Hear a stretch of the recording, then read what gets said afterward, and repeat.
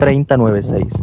Igualmente puede vernos a través de la señal del Facebook Live, esto en su página Al Descubierto 107.1 o bien en la página de Radio Actual 107.1. Recuerde que estamos en Instagram, estamos en YouTube y además estamos en las plataformas de podcast, ya sea en Google Podcast o en Spotify Podcast. Ahí, si no tiene la oportunidad de seguirnos en vivo, puede dirigirse a cualquiera de estas plataformas y ahí puede rescatar lo que es la grabación, lo que es todo el programa.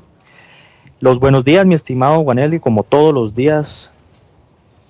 Otra vez, Eric, aquí en el programa, a las de 10 a 11 de la mañana, en su programa Al Descubierto, los 107.1 FM, que realizamos con todo el cariño para todos ustedes, para pasar un buen rato en esta hora de programación.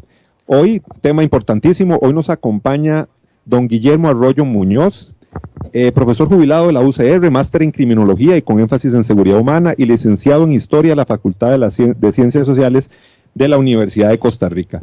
Hoy tenemos mucho tema de qué hablar con don Guillermo. El tema del COVID ha cambiado o está cambiando la realidad de muchas personas, de la realidad social de muchos, y queremos hablar sobre ese tema. Y qué mejor que persona que don Guillermo Arroyo para tocar diferentes temas desde el ámbito económico, social, inclusive temas de criminalidad. Don Guillermo, muchísimas gracias por acompañarnos en esta mañana y a conversar un buen rato. Bueno, buenos días, muchas gracias por la invitación. En realidad es una oportunidad fabulosa en estos tiempos poder salir de la casa y compartir con personas un rato que sea, ojalá para todos, agradable. Sin duda, don Guillermo, se habla a nivel mundial de una nueva normalidad. Nada volverá a ser como es antes y el tema social, desde lo médico, desde los hábitos, desde lo psicológico, desde la realidad criminal, desde todos los ámbitos de la sociedad, van a haber cambios. Actualmente estamos viviendo un cambio que es estar enfrascados en el tema de la pandemia.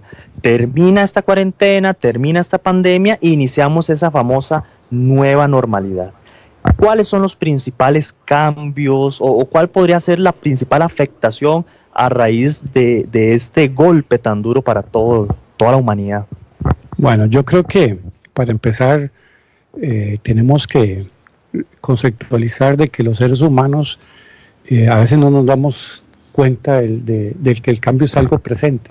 Que siempre algo de todos los días. Algo de todos los días, de todas las historias. Si no, el planeta no hubiera evolucionado y nosotros no hubiéramos evolucionado como seres humanos. En realidad nosotros solo tenemos dos constantes, irrepetibles, el nacer y el morir. Uh-huh. Todo lo demás es totalmente cambiante. Incluso Bauman en su libro sobre la sociedad líquida uh-huh. Nos plantea cómo, por ejemplo, actualmente el amor, la lealtad laboral, política, la lealtad económica prácticamente no existe. Hoy en día la gente cambia constantemente de pareja, de trabajo. Antes soñábamos con tener un trabajo por 30, 40 años. Hoy los jóvenes no sueñan con tener un trabajo por tanto tiempo, sino poder variar. Y eso nos lleva a pensar de que los seres humanos, para enfrentar este constante proceso de cambio, tenemos tres capacidades fundamentales que debemos de aprender a desarrollar. Una es la capacidad de adaptación, ¿verdad? Siempre la hemos tenido, la capacidad de comunicación y la capacidad de vinculación. O sea, nosotros es fundamental como seres humanos poder incrementar nuestra capacidad adaptativa. O sea, vivimos en el planeta Tierra en los más diferentes climas, podemos enfrentar las mayores situaciones. En Costa Rica tenemos miles de personas que viven en la pobreza extrema y en la pobreza, en un espacio o un ambiente sumamente difícil para el desarrollo humano y aún así viven y desarrollan, ¿verdad? La comunicación en estas épocas de crisis es fundamental. Sabernos comunicar, o sea, saber tener la empatía de saber de que la comunicación no es solo decir lo que yo quiero, sino cómo me hago para entender, que el otro me entienda, ¿verdad? Que la comunicación es un asunto de varios. No es ponerse en el lugar de la persona. Ponerse en el lugar de la otra persona. Y el tema de la vinculación es fundamental. Imagínate que la capacidad de establecer vínculos hoy en día se nos está rompiendo. O sea, nosotros hemos enfrentado de la noche a la mañana la reducción del espacio. Antes teníamos mínimo 3 espacios: el espacio laboral, el espacio recreativo y el espacio individual familiar. Hoy muchas personas tienen todo eso en un solo espacio. El espacio familiar se convierte también en espacio laboral y en espacio recreativo. Y si no tenemos una buena capacidad de vínculo, vamos a tener roces, dificultades de manejar el estar en un espacio reducido haciendo dinámicas diferentes. Muchachos estudiando, los papás tratando de trabajar por internet, otras personas tratando de ver televisión, o sea, todo en un mismo espacio. Eso para los que tienen un espacio, para los que no tienen, todas las circunstancias más difíciles. Me acuerdo que en el periódico Mejía Godoy decía que qué bueno que le agarró la crisis en Estados Unidos, en un lugar de Los Ángeles, creo que es, y no en Costa Rica, porque allá está en una casa grande y aquí el apartamento él es muy pequeñito. Ahora imagínense no estar en un apartamento, en un espacio mucho más deteriorado como viven miles de costarricenses. Ahora, ¿por qué decimos que estamos en crisis? Estamos en crisis porque nosotros en este momento estamos enfrentando un cuestionamiento total a la forma en que nos habíamos organizado social y económicamente. Y todavía no tenemos claridad de qué va a sustituir lo que había existido, ¿verdad? Entonces, al no tener esa claridad, se va conformando lo que nosotros llamamos una crisis de carácter histórico. Y es una crisis que empezamos a percibirla a partir de diferentes momentos, ¿verdad? Que eso es interesante. Por ejemplo, la gente la ha empezado a percibir a partir de la reducción o la pérdida del ingreso.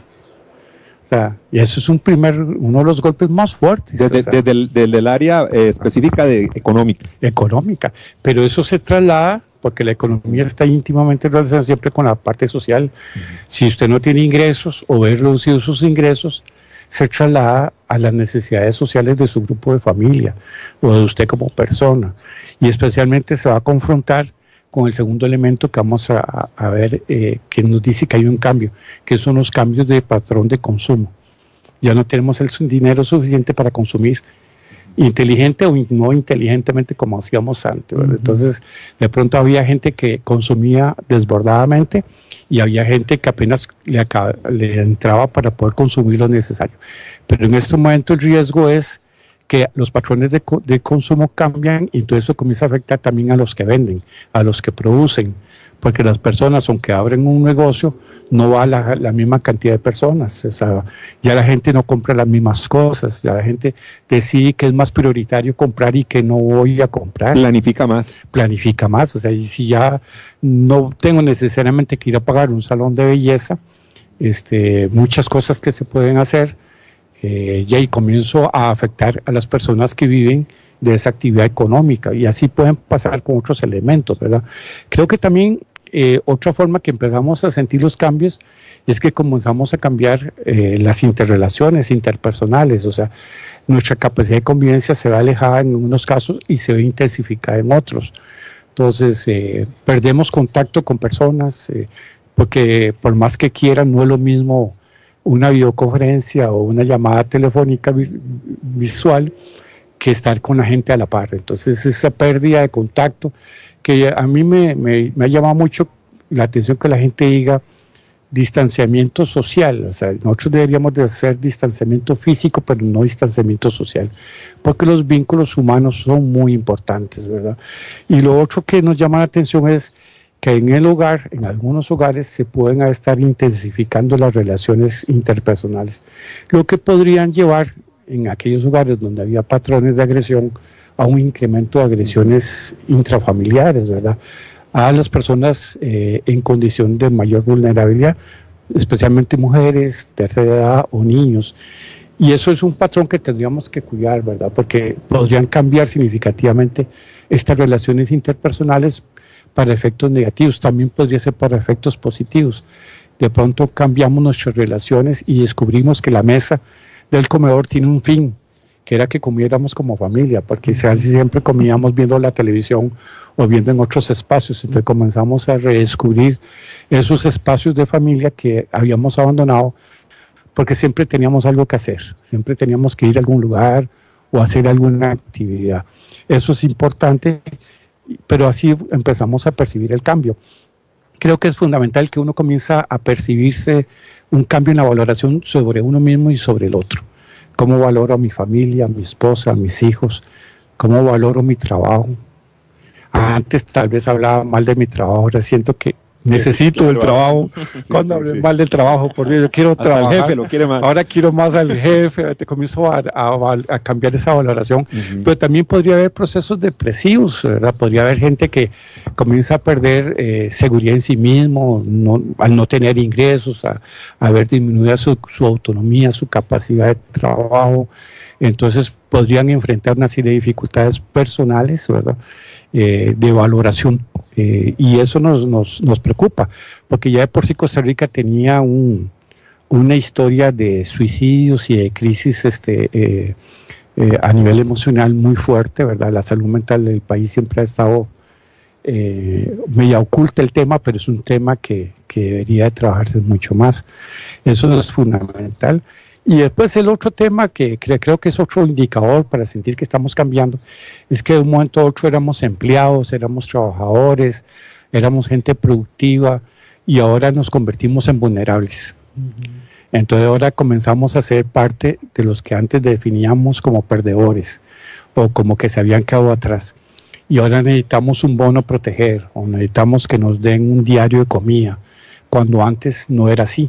Entonces mucha gente se puede estar enfrentando a esa nueva situación de entrar en vulnerabilidad socioeconómica, ¿verdad? Y eso podría modificar muchas conductas personales al sentir ese esfuerzo de vulnerabilidad. Por último, yo creo que reafirmar, o sea, no es lo mismo llegar a la casa después de un trabajo y descansar, hablar, qué sé yo, a no salir de la casa y trabajar, vivir, jugar, todo en un solo espacio físico. Entonces tenemos que empezar a ver cómo redefinimos ese espacio físico, cómo lo reacondicionamos, cómo hacemos espacios para las diferentes personas que podemos estar compartiendo una casa. No es lo mismo vivir en una familia de 3 que vivir en una familia de 7 o de 8, ¿verdad? Entonces ahí hay muchas demandas. No es lo mismo tener una casa propia que una casa alquilada, o tener un cuartito apenas donde se puede vivir. Entonces eso son cosas que nos dicen, hay cosas que están cambiando, que nos están modificando nuestra forma de vivir, tanto a nivel social como a nivel económico. Entonces yo creo que por ahí va uno encontrando esta problemática, ¿verdad? Creo que otras cosas que nos puede llamar la atención es cómo nos encuentra este COVID. Por ejemplo, nos encuentra en una serie de dilemas y de situaciones, de tensiones sociales. Por ejemplo, se nos ha desarrollado casi siempre como una sociedad muy individualista. Y ahora estamos de pronto encontrando la importancia de lo colectivo. Entonces ahora la gente dice, no salga a la calle, es que es por el cuidado de la salud de todos, ¿verdad? Antes el tema era en la individualidad, la persona, el individuo, pero no, ahora estamos siendo seducidos por lo colectivo, vemos la importancia de lo colectivo, ¿verdad? De una u otra forma, en la televisión, en las redes sociales vemos una disputa entre el valor de lo privado y el valor de lo público. Entonces los sectores privados hablando del valor de lo privado, los sectores públicos hablando del valor de lo público en función de qué le genera más bienestar social al país. En realidad no es bueno que nos encuentren en esa disyuntiva cuando entendemos que los dos sectores son fundamentales en una sociedad y el equilibrio es fundamental en ese desarrollo. Nos encontramos de pronto que hay gente que vivía con limitaciones, los vendedores ambulantes, la gente de las calles, pero ahora mucha de esa gente está ante el dilema que pueden perder todo o que han perdido todo. Entonces ya no es que tienen limitaciones, es que ya no tienen nada. Entonces esas son cosas que nos generan un proceso de crisis social y personal, ¿verdad? El mismo tema de la libertad individual versus el desarrollo del estado del control. Nadie dice que no hay que hacer control social, pero bueno, realmente cómo está acostumbrado el costarricense a que hay un mayor... A las limitaciones. A las limitaciones de tránsito, a las limitaciones de compra, y entonces a mí no me extraña que haya tantas violaciones a la restricción vehicular sanitaria, porque eso es todo un proceso de educación social que lleva su tiempo, no es de la noche a la mañana que la gente va a estar dispuesta a abandonar, entre comillas, la libertad individual y aceptar control social. Y ahí siempre habrán discusiones hasta dónde debe llegar el Estado a controlar a los individuos. Eso es otro tema fundamental, ya lo hemos visto en discusiones en El Salvador, por ejemplo, o discusiones en Estados Unidos, se reactiva la economía, se abre o se cierra. En El Salvador, toques de queda, en los países donde hay toque de queda, las circunstancias se ha vuelto más de discusión. Países que incluso permitieron hacer uso del arma de fuego para las personas que violentaban el toque de queda. ¿Hasta dónde debe llegar el control del Estado sobre los individuos en estos periodos de crisis y de pandemia? Claro. O sea, yo creo que eso es un elemento preocupante, ¿verdad? Imagínense que nosotros podríamos decir que en enero, después de fin de año, entramos al 2020 con muchas expectativas y a Cartago va a ser campeón. Todo eso ya ahí empezamos. Todo el mundo tenía expectativas, ¿verdad? Y un momento a otro esa seguridad débil que teníamos, pero teníamos seguridad, se nos cae y empezamos a vivir en inseguridad y en incertidumbre. ¿Incertidumbre en qué sentido? Incertidumbre laboral, incertidumbre de futuro, de ingresos, de comida, incertidumbre incluso de si vamos a poder vivir o podemos entrar a morir en este proceso de pandemia, ¿verdad? Yo creo que ahí es muy preocupante cómo la ansiedad y el miedo ha desarrollado en los seres humanos y creo que en los costarricenses una opción real de enfrentarse a la muerte, ¿verdad? A mí me preocupa mucho, por ejemplo, esa fascinación que hay en los medios de canal de televisión y en periódicos de hablar de cuántos muertos hay a nivel mundial por la pandemia. Me acuerdo cuando en Costa Rica solo había un muerto, entonces era la necesidad, bueno, ¿cuándo va a haber más? ¿Y cuándo va a haber más? Y 2 muertos, 4 muertos, 6. ¿verdad? Entonces me recordaba tristemente como el periodo del Teletón. Cuando pedían pizarra, enseñan a pizarra, cuántos contagiados, esa promulgación del miedo, de la ansiedad, es peligrosa, ¿verdad? Yo creo que hay que saber controlar, manejar las cosas en forma equilibrada, dar la información, pero dar una información de forma asertiva. Sí, nos parece que nos interesa saber cuántos son los contagiados, más que cuántos son los recuperados. Parte de esa idea. Don Guillermo, se dice por ahí que en tiempos difíciles es cuando realmente sabemos cómo es una persona, y también podría decirse eso a nivel social. En estos tiempos hemos visto claramente que Costa Rica ha sido un país solidario, Costa Rica ha sido un país en el que la institucionalidad ha jugado un papel fundamental en estos tiempos. Si hiciéramos una radiografía a nivel social, Costa Rica, socialmente hablando, es así, es como es en este momento, es solidaria, es de pronto un poco indisciplinada, lo hemos visto con las restricciones, o esto obedece a la necesidad de serlo. Bueno, yo creo que son las dos cosas. O sea, Costa Rica tiende a mostrar un aspecto muy positivo, asertivo de solidaridad en momentos de crisis. Lo hemos visto en emergencias naturales y cuestiones de este tipo.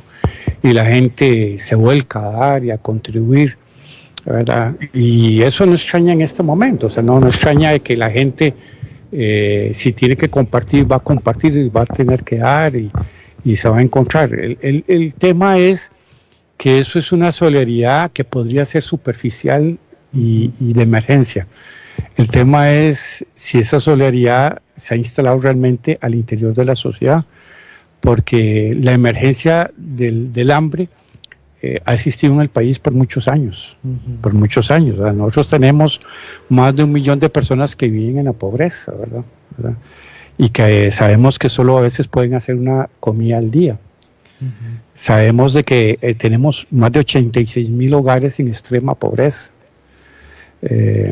Nosotros sabemos que hay más de 93,500 hogares que no cubren la alimentación, o que viven 640,000 que viven con menos de 500,000 colones, que había un 13% de desempleo antes del COVID, que con el COVID va a haber más desempleo, que había más o menos un 20, un poco más de pobreza, pero con el COVID va a haber más pobres. Entonces la pregunta va a ser, ¿de dónde vendrán los nuevos pobres?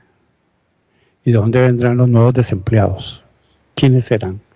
O Y entonces ahí es donde la solidaridad realmente se prueba, la solidaridad profunda, que tiene que ver con el modelo económico y social, con el tipo de sociedad que queremos, ¿verdad? Una sociedad menos inequitativa, menos desigual, una sociedad donde se garantice un mínimo vital a todas las personas para que puedan enfrentar la posibilidad de vivir decentemente. Esa es la solidaridad que yo quisiera que llegáramos a profundizar. No podemos negar de que Costa Rica es un país solidario, pero hay que profundizar a niveles estructurales, llevar la solidaridad a los niveles que nos permita vencer problemas que tenemos por años, de pobreza, de desempleo, de falta de oportunidades de educación, de desarrollo, ¿verdad? Yo creo que nosotros estamos pasando una tormenta, pero lamentablemente no todos estamos en las mismas condiciones para enfrentar la tormenta. Unos podrían tener capa y paraguas y otros no tienen ni capas ni paraguas para pasar la tormenta, ¿verdad? Entonces, sí es un tema que nos debe llevar a reflexionar si las moratorias de impuestos o de pagos se debieron haber hecho tan universalizadas como se hicieron, porque eso iba a afectar a la seguridad social y a otros procesos de atención a los sectores más humildes, más vulnerables de la sociedad. Son temas que merecen una discusión, pero en este momento nos encontramos más bien aislados, fraccionados, y nos encontramos que muchos, incluso procesos legislativos, la gente no ha tenido oportunidad ni de discutir, ni de conocer, ni de saber de qué se trata. Entonces, en ese tipo de elementos es muy oportuno, por eso yo decía, manejar los temas de comunicación, de asertividad. Yo personalmente creo que es muy importante las conferencias de prensa, pero creo que debería mejorarse notablemente la estrategia de comunicación que se tiene en esas preguntas. Las preguntas y las respuestas. No, y sí, como manejan la comunicación ha sido difuso para muchas personas. Los mensajes, las conferencias de prensa a veces se han extendido a temas que realmente son necesarios, pero la población quiere oír algo más concreto, algo más directo. Entonces se ha caído ahí en cierto problema con el tema de las conferencias de prensa. Algo importante que nos comenta don Guillermo es, esto fue un cambio brusco, eso fue como un balde de agua que nos cayó en enero, porque como dice usted, todos veníamos con las expectativas del 2020 y que los negocios van a prosperar. Teníamos la preocupación del IVA. Ya eso era un aspecto económico que generaba incertidumbre en muchos costarricenses, en empresarios, el tema del IVA. Bueno, y lo de este COVID-19, nos cae como un baldazo de agua. Usted comenta de que a nivel legislativo sí se han aprobado proyectos de ley que tienen que ver con la protección y también con elementos económicos de protección social.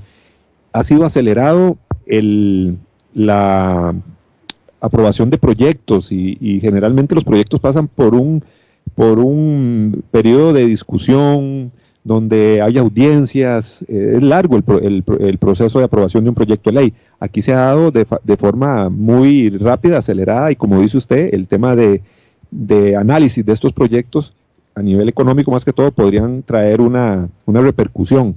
¿Podríamos pensar en eso? Sí, yo entiendo, ¿verdad?, que hay cosas que son urgentes.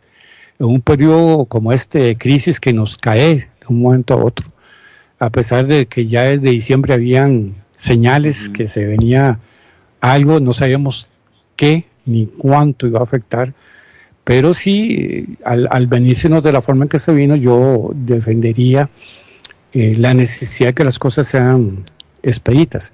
El tema de que sean expeditas no significa que no haya conocimiento, la mayor esfuerzo por la divulgación, por la discusión o por introducir a todos los sectores que pueden ser involucrados en la toma de decisión. Yo creo que en este sentido la observación tiene que ver con que con toda la urgencia del caso, todos somos ciudadanos y todos tenemos derecho a conocer y a opinar y a ver en lo que se está desarrollando, trabajando. Cuando se desarrolló el tema del IVA, que fueron muchos meses, si ustedes se acuerdan, se generó mucha efervescencia social, hubo mucha discusión, el conflicto social afloró y aún así se aprobó, ¿verdad? Y se aprobó por la vía rápida y se aprobó como muchas otras cosas. Yo creo que eso lleva sus cosas positivas y sus cosas negativas.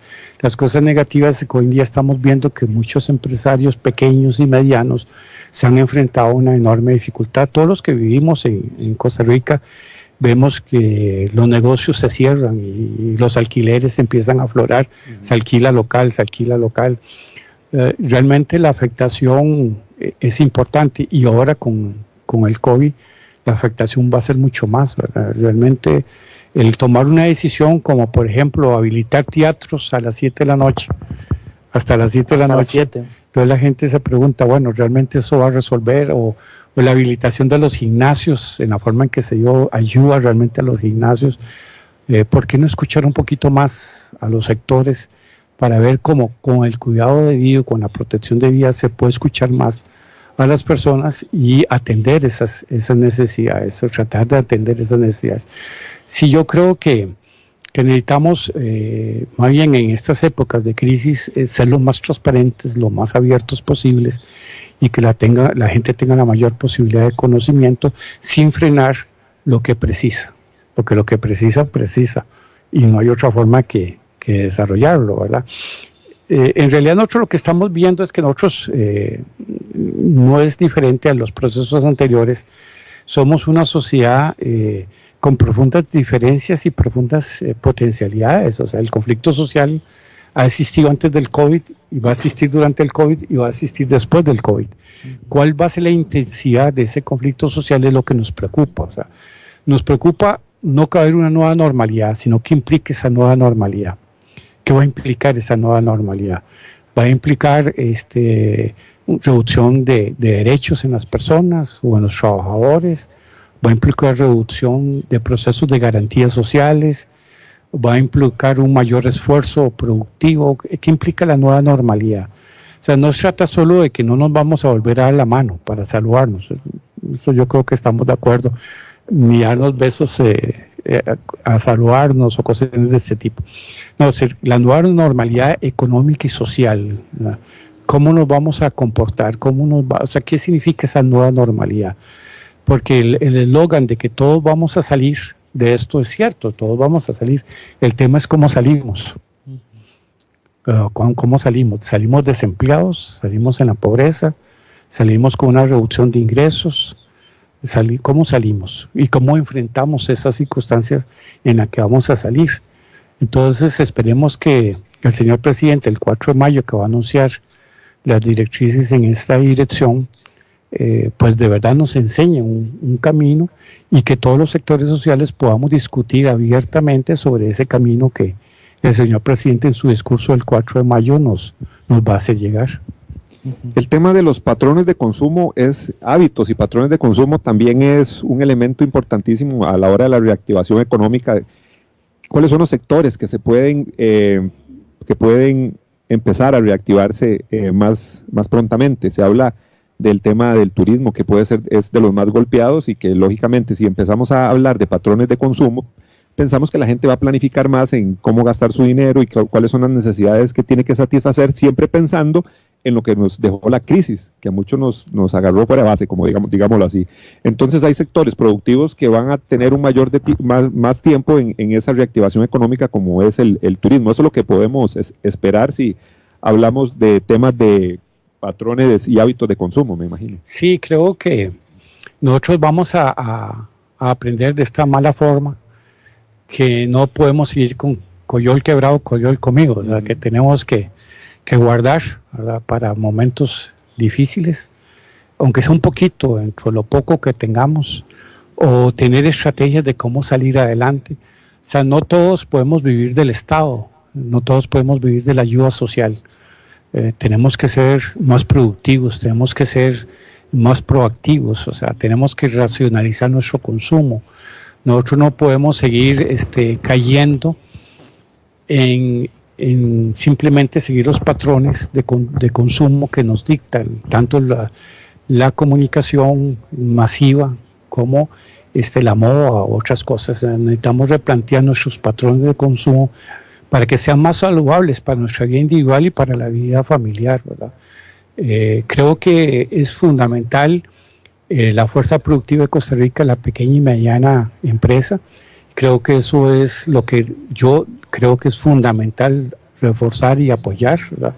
Porque la mayoría de los costarricenses trabajan o han desarrollado pequeñas y medianas empresas que están en una situación muy difícil, y creo que la reactivación económica debe pasar por ese sector. Yo creo que el mercado interno del país, los agricultores, los comerciantes, los productores, incluso los artistas, etcétera, en general, son los que están demandando y demandarán un mayor respaldo para poder salir adelante.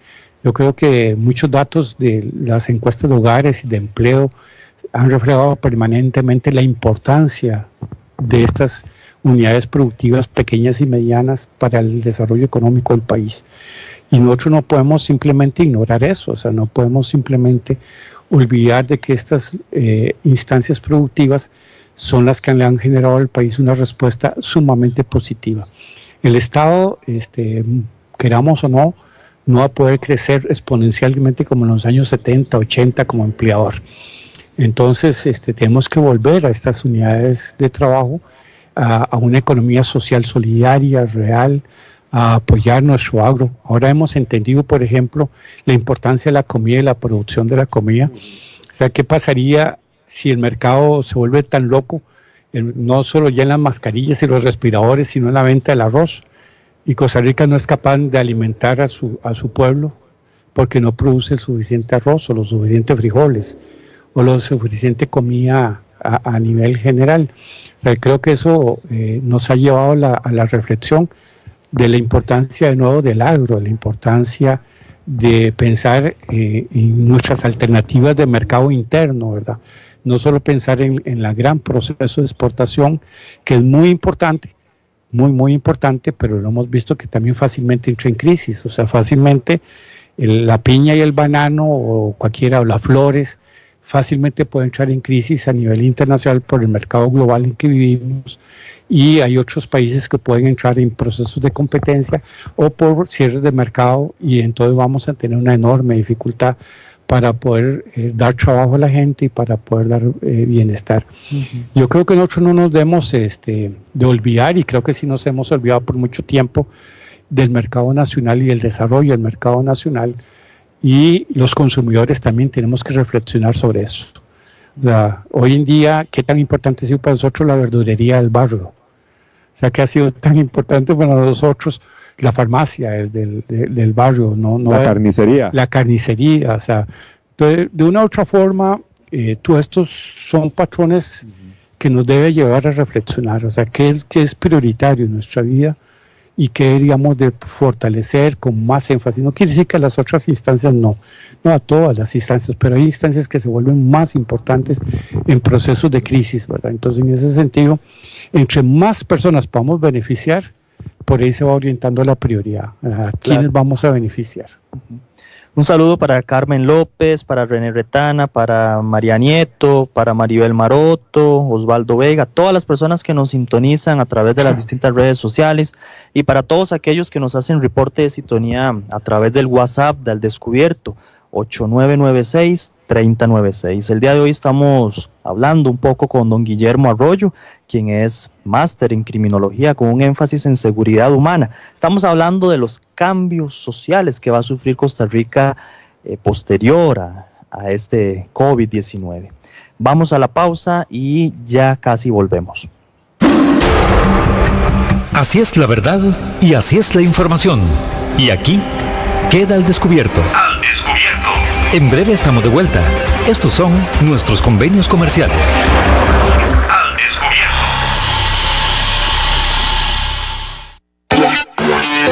Centros de formación en criminología y seguridad. Somos líderes en capacitación en las áreas de criminología y seguridad, asesoría, consultoría, peritajes, armería e investigaciones privadas. Centros de formación en criminología y seguridad. Para mayor información, comuníquese al 2221-7725, 2221-7725 o al WhatsApp 8556-1719, 8556-1719. Búsquenos en Facebook como Centros de Formación en Criminología y Seguridad. Polígono 38 Especial, el más grande del país, cuenta con 5.000 metros cuadrados dedicados a la práctica y capacitación en materia de tiro deportivo y defensivo. Estamos autorizados por el Ministerio de Seguridad Pública y el Departamento de Control de Armas y Explosivos para realizar las evaluaciones teórico-prácticas para obtener permisos de portación de armas en un ambiente seguro y profesional.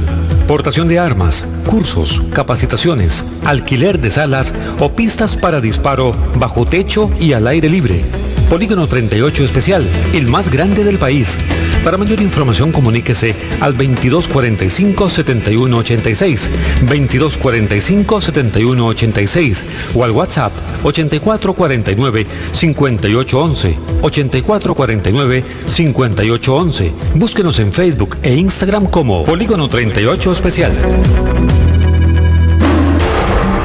Hay más temas que tocar en el espacio de hoy, para poder dejar la información al descubierto.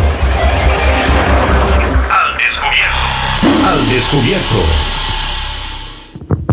Continuamos en nuestro programa Al Descubierto, aquí en Radio Actual 107.1 FM. Hoy nos acompaña don Guillermo Arroyo, profesor jubilado de la UCR, máster en Criminología con énfasis en Seguridad Humana y licenciado en Historia de la Facultad de las Ciencias Sociales de la UCR. Estamos hablando sobre el COVID-19, toda la afectación o esos cambios a nivel económicos, políticos, en el tema de salud, que va a impactar o que está impactando a todo nuestro país, no solo a nuestro país, a nivel global. Don Guillermo, qué interesante los cambios también que hemos visto en temas políticos, porque una crisis también sale de la parte médica o de la parte de la salud y también empezamos a ver esos conflictos a nivel políticos. Lo hemos visto muy claramente con Estados Unidos, ahora con China y todo esto. Y eso también repercute en nuestros países, que somos sumamente dependientes de estas potencias. Entonces, la crisis va más allá también de nuestras fronteras, y no solo en el tema de salud, sino en el tema político. Sí, bueno, yo creo que ese también es una herencia o es un hijo de la globalización, ¿verdad? La globalización nos lleva a que ya podemos entender con mayor racionalidad lo que decían antes de que si una mariposa revolotea en una selva hay una tormenta en otro lugar, ¿verdad? Antes no creíamos que eso era posible. Ahora entendemos que si un virus sale en un país, de pronto se puede convertir en una pandemia mundial, o que si la guerra económica de Estados Unidos con China o de China con Estados Unidos, o la guerra del petróleo entre Rusia y Arabia Saudita hace que los precios caigan de la forma en que ha caído. Sí, todos estos elementos lo que nos está llevando a que el mundo se transformó con sus cosas positivas y negativas a una gran aldea global, y que todos los elementos cuentan, ¿verdad? Yo creo que lo más preocupante en estos tiempos de crisis es cómo nos agarra, con qué líderes políticos nos agarra, ¿verdad? Porque siempre es importante tener liderazgos políticos, pero esos liderazgos políticos asertivos, o sea, esas personas que uno sienten que sí tienen una capacidad no de saber todo, sino de conducir, de dirigir, de pensar en un futuro más colectivo, ¿verdad? Pero hoy en día sobresalen liderazgos que la gente les ha puesto el mote de populismo. A mí no me gusta mucho ese tema, pero sí creo que es el tema de liderazgos muy débiles, que tienen a veces actitudes irracionales, un poco que yo creo que están más orientados hacia esos estados que llamaba Foucault, otros, del exceso del control social, de esos estados que sueñan que pueden controlar absolutamente todo, y yo determino quién sube, quién baja, quién se empobrece y quién no, a quién es libre, quién no es libre, a quién hace tal cosa. Y sí, es sorprendente ver la actitud de Trump, o la actitud de Nayib Bukele, o la actitud del primer ministro en Italia, o de Bolsonaro. O sea, uno puede ver hoy en día los diferentes tipos de liderazgo, el de Merkel, diferentes formas en que los políticos actúan y desarrollan. Y eso nos lleva a la idea una pregunta: si realmente la democracia es un modelo que está en crisis, o es un modelo que tendrá futuro, en este nuevo futuro que se aproxima. Mucha gente, futurólogos, hablan de que si nos estamos acercando a una sociedad de un gobierno global, O sea, si detrás de esto se manejan una serie de teorías de conspiración. Siempre se habla de eso. Siempre aparecen las teorías de conspiración, pero lo que es cierto es que esto nos está convocando a reflexionar qué se espera de un gobierno democrático. De un gobierno democrático se espera que dé respuestas adecuadas en el tiempo adecuado y de la forma adecuada, ¿verdad? El tema es si las respuestas no son las adecuadas o si las respuestas duran mucho en aparecer y no resuelven. Por ejemplo, tenemos 30 y resto años, más años de venir hablando de la pobreza, de la lucha contra la pobreza y no avanzamos. O sea, realmente no avanzamos ni un milímetro en el tema. Hablamos de la guerra de las drogas y no avanzamos en el tema de la guerra de las drogas, o sea, no avanzamos. Empeora más bien todo esto. Empeora, y más bien pareciera que la perdemos, como la gente tiene la visión de la guerra, y hoy aparece un montón de toneladas que atrapan en Holanda de un cargamento de drogas que salió de Costa Rica, ¿verdad? Cosas de este tipo nos lleva a reflexionar por qué no hemos sido capaces de resolver los grandes desafíos. Y cuando la gente se cuestiona sobre la democracia, se cuestiona porque no ve respuestas, no ve las respuestas que necesita la mayoría de las personas. Puede ser que Costa Rica venga creciendo en los últimos años en un 4%, un 3%, un 2% en diferentes momentos. Pero ese crecimiento económico que ha tenido Costa Rica, esa gran exportación que había tenido, ¿en qué se refleja? En la reducción de la pobreza, la miseria, las desigualdades. Más bien la desigualdad en el país ha aumentado significativamente. Somos uno de los países más desiguales en un continente latinoamericano profundamente desigual, no pobre, profundamente desigual. Entonces, esos son los retos que los líderes deberían de cuestionar, si la gente debería cuestionar a los líderes. No recurrir al pensamiento mágico, ¿verdad? El pensamiento mágico de creer que un caudillo lo va a resolver todo, o, con todo el respeto, creer de que una creencia religiosa va a venir a resolver todo. Va a llegar un Mesías. Que va a venir un Mesías, o que va a venir una cuestión así. No, deberíamos de reflexionar profundamente qué esperamos de nuestros liderazgos políticos. Estamos a cercanías del 1 de mayo, cambiarán y algunos permanecerán en las alcaldías. También cambiará el directorio de la Asamblea Legislativa. ¿Realmente cambiará? ¿O se mantendrán las mismas políticas? ¿Se mantendrá el mismo grupo que ha venido manejando por los últimos 8 o 10 años la Asamblea Legislativa? ¿Qué cambios se van a producir? ¿Qué nos depara el futuro con estas nuevas autoridades? ¿O es simplemente un cambio de figura? Porque la política se va a mantener, o sea, la política se va a desarrollar. Realmente son cuestionamientos que la gente debería reflexionar, ¿verdad? Porque siempre, aunque no necesitamos un Mesías, sí necesitamos liderazgos individuales y colectivos. Y esos liderazgos nos deben llevar a reflexionar en momentos tan duros como estos, donde ya teníamos problemas graves que se nos van a agravar. Después del COVID no va a ser fácil, ¿verdad? Yo tengo esperanza, pero no soy un optimista ingenuo, ¿verdad? Yo creo que la ingenuidad hay que desterrarla de la mente de los costarricenses. Nosotros no podemos pensar de que va a venir una persona a resolver todas estas cosas. Esto lo tenemos que resolver en un proceso mucho más participativo. También no creo en las etiquetas, o sea, las etiquetas de decir que solidarismo, así, por etiqueta, como un mito, como una construcción mediática, o hablar de la magia, de ciertas cosas como, qué sé yo, democracia, libertad. O sea, debemos de profundizar en esos elementos. O sea, nosotros tenemos graves problemas. Tenemos un problema de criminalidad creciente que afecta a las personas jóvenes, afecta a las personas. La mayoría de la gente que está en las cárceles son personas jóvenes. La mayoría de la gente que está consumiendo drogas son personas jóvenes. ¿De qué estamos haciendo? ¿Cuál es nuestra política de juventud? ¿Qué le estamos dando a los jóvenes? ¿Cómo estamos construyendo? ¿Por qué no nos interesa hacer realmente cambios estructurales de fondo? Es que cambiar un rojo por un verde por un rojo, por un amarillo, por un azul no resuelve nada. Claro. O sea, cambiar una persona por otra persona no es solo es cuál realmente es el proceso. Cuando nos hablan de un gobierno de unidad nacional, ¿realmente tenemos un gobierno de unidad nacional? No, porque no es la unidad de partidos políticos, porque ya los partidos políticos hace rato dejaron de ser representativos de la ciudadanía y han entrado en crisis profundas, ¿verdad? sea, nosotros necesitamos un gobierno de unidad nacional, pero de sectores sociales, de todos los ciudadanos y las ciudadanas. O sea, no necesitamos un gobierno de unidad nacional representativo de partidos, de banderas. O sea, entonces ponemos que tenemos 4 banderas diferentes y ya somos un gobierno de unidad nacional. No, eso no representa un gobierno de unidad nacional. Un gobierno de unidad nacional representa a los sectores agropecuarios, a los sectores de pequeña y mediana empresa, a los sectores sindicales, a los sectores de la gran industria, a los sectores exportadores, a los empleados públicos, a los empleados privados. A todos nos debe representar. Y sin meternos mucho en ese campo, ¿verdad? Eso es creo yo, de uno de los principales problemas que ha tenido esta administración, donde muchos sectores se han visto excluidos de esa necesidad de integrar a todos estos sectores.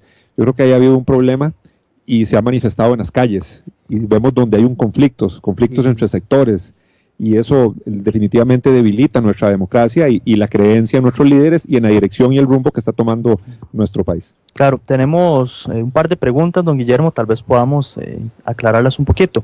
Nos dice José Luis Alfaro Soto, esta vulnerabilidad de la que usted hablaba al principio, ha sido propiciada por las trabas burocráticas de las instituciones públicas de bien social y de desarrollo social y empresarial dirigidas por las políticas de gobierno. ¿Es eso correcto? Yo creo que la vulnerabilidad es diversa, es de multicausal, ¿verdad? No podemos decir que se deriva solo de una ineficiencia estatal, que sí existe una ineficiencia estatal que hay que corregir, que es diferente a destruir el Estado y a desaparecer el Estado social. Hay que resolver mucha ineficiencia del Estado, sí hay que resolver, pero también hay que resolver muchos problemas estructurales que tienen que ver con la sociedad en su conjunto. O sea, nosotros no podemos asumir de que un solo sector es responsable de este tema. Por ejemplo, cuando hablamos de vulnerabilidad de la mujer, estamos hablando de un proceso de estructuración de las mentalidades colectivas que ha venido por mucho tiempo conformándose y desarrollándose. Cuando hablamos de la homofobia, cuando hablamos del odio al extranjero, al inmigrante, cuando hablamos de una serie de problemas que tenemos, estamos hablando de odios y de procesos que se han ido generando con el tiempo a través de una forma de desarrollar el pensamiento. Yo creo que nosotros tenemos que aprender de que la vulnerabilidad no solo es económica, la vulnerabilidad es multidimensional. Los seres humanos tenemos dimensión productiva, dimensión emocional, dimensión cognitiva, dimensión valorativa, dimensión trascendental. O sea, tenemos múltiples dimensiones.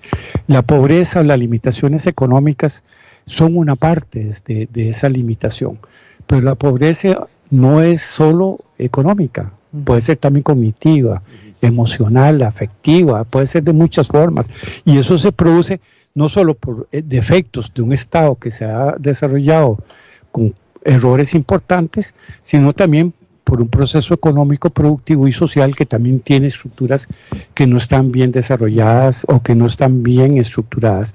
Entonces yo creo que esto nos debe llevar a una mea culpa y a una necesidad de encontrar un cambio diferente.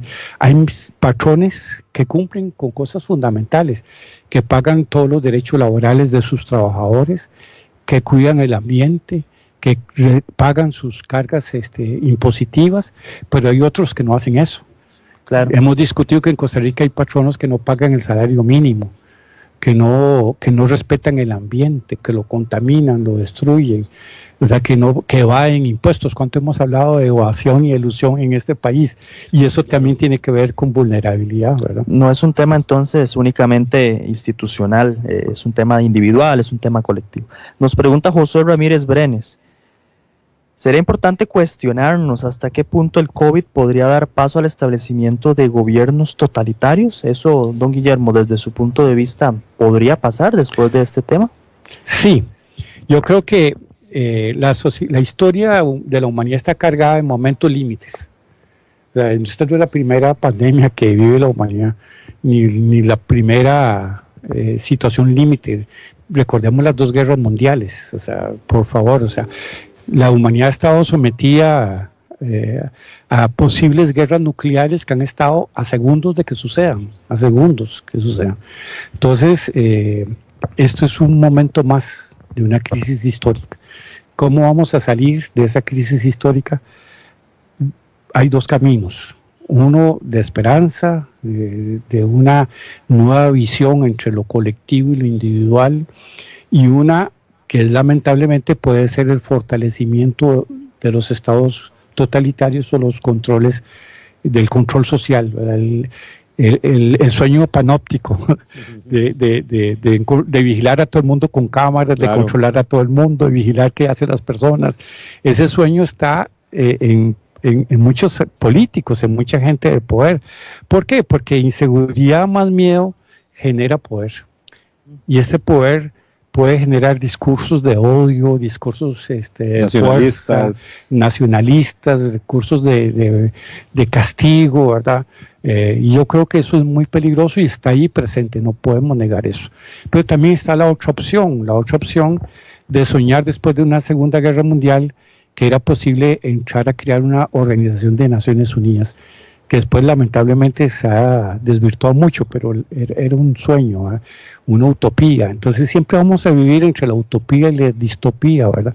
Entre lo que soñamos como algo que queremos acercar o algo que se distorsiona por intereses o procesos que se van desarrollando en el camino, ¿verdad? Claro.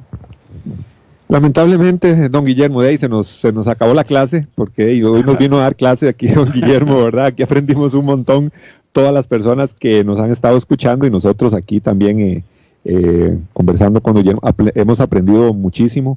Una horita es muy corto, yo creo que por eso es que las clases de la U son de 3 horas, ¿verdad? Sí, hasta de 6 horas. Para sacarle más provecho. Muchísimas gracias, don Guillermo. No, muy amables. Y bueno, otro día me gustaría hablar de otros temas, o sea, creo que podemos profundizar qué va a significar el COVID en el tema de la criminalidad, por ejemplo. Eso está buenísimo. ¿Qué conductas se van a fortalecer y qué no? ¿Qué significa el COVID en el manejo de las prisiones, por ejemplo? Vamos a empezar a agendar de una vez para hablar de ese tema. Hay muchos otros temas que hablar. Muchas gracias a todos los que nos acompañaron a través de las distintas redes sociales. Recuerde que si por alguna razón no pudo escuchar todo el programa completo el día de hoy, puede dirigirse a las distintas plataformas donde queda ya de manera automática guardado el programa, ya sea el Facebook Al Descubierto 107.1 o el Facebook de Radio Actual, a través del canal de YouTube Al Descubierto 107.1 o en las distintas plataformas de podcast, ya sea Google Podcast, Spotify Podcast y otras. Como siempre, agradecerles su compañía, su sintonía. Para nosotros es un placer traer invitados especiales y hablar de temas de los que a usted le interesa, temas que de una u otra manera nos han también pedido tocar en este espacio de 1 hora. El día de mañana, como siempre, tendremos invitado especial. Esperemos nos sintonicen a eso de los 10 de la mañana a través de su programa Al Descubierto en Actual 107.1 FM. Muchas gracias y nos vemos el día de mañana. Temas de actualidad, seguridad, salud, economía, ciencia y política.